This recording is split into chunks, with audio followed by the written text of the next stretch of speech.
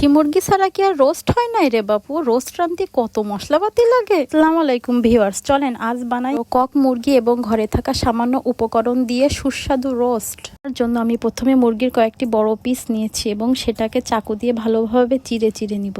সেই মুরগির বেস্ট পিসগুলোকে হলুদ লবণ মাখিয়ে কিছুক্ষণের জন্য মেরিনেট করে রেখে দিব। আর মশলাপাতির পালা, এখানে আমি নিয়েছি পেঁয়াজ, রসুন, আদা, মরিচ, জিরা, গরম মশলা, একটা টমেটো এবং এক মুঠ বাদাম। আর এখানে নিয়েছি হাফ কাপ পরিমাণ টক দই।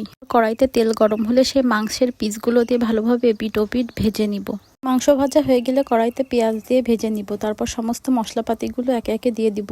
সমস্ত মশলাপাতি দেওয়া হয়ে গেলে তাতে একটু পানি দিয়ে কষিয়ে নিব।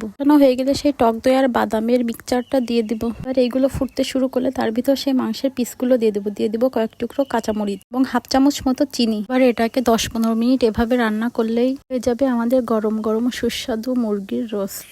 সো ভিডিওটি ভালো লাগলে অবশ্যই লাইক, কমেন্ট এবং শেয়ার করবেন। সবাই ভালো থাকবেন। আল্লাহ হাফেজ।